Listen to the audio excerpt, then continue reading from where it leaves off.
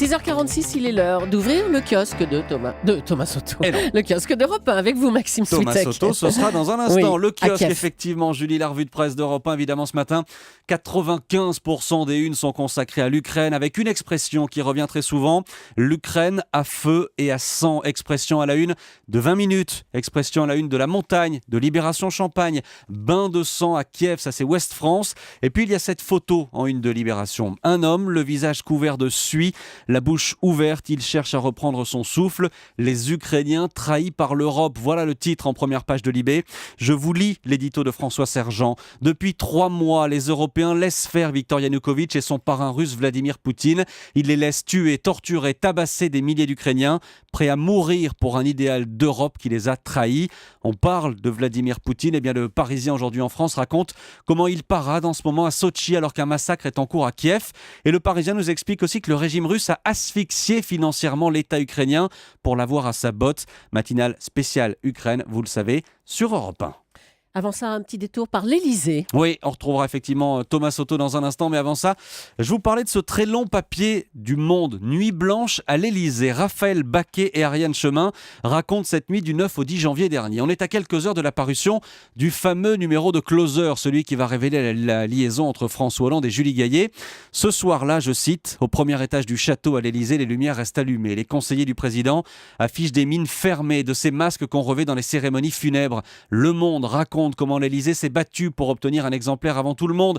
C'est Manuel Valls finalement qui l'obtient à l'arraché, qui le fait livrer à l'Elysée. Le Monde raconte ce coup de téléphone à 2h du matin. François Hollande appelle un couple d'amis. Ce sont eux en pleine nuit qui viennent chercher Valérie Trierweiler pour l'emmener à l'hôpital. Article bourré de détails à lire donc dans Le Monde daté de ce vendredi. Et puis, Maxime, autre chose, une nouvelle tendance dans la presse ce matin, le Friday Beer. Oui, l'idée arrive de Londres. Friday, ça veut dire vendredi. Oui. Beer, ça veut dire... La bière. Effectivement, le Parisien aujourd'hui en France s'intéresse à cette nouvelle mode londonienne.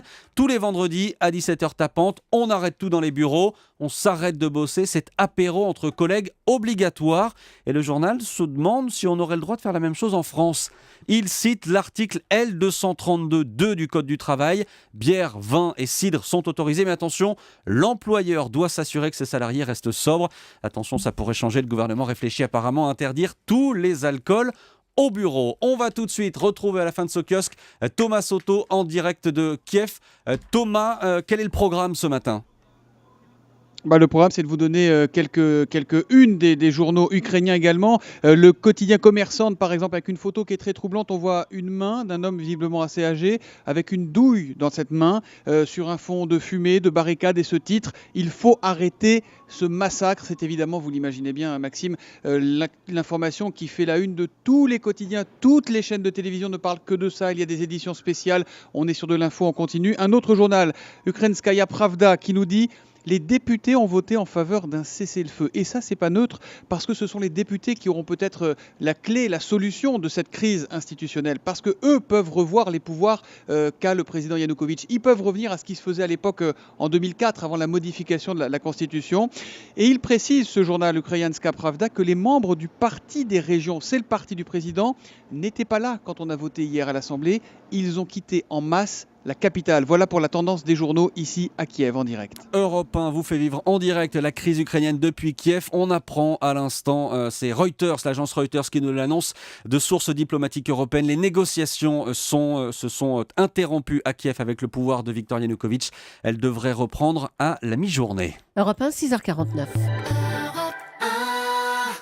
À la une des régions, votre rendez-vous chaque matin avec un quotidien, une actualité régionale. Bonjour Marion Calais. Bonjour Maxime. Aujourd'hui, le charme des municipales avec ses candidats insolites. Un peu comme on parle de la magie de la Coupe de France, vous savez, on retrouve ce matin dans les journaux la magie des municipales avec des candidats pas comme les autres dans la Voix du Nord.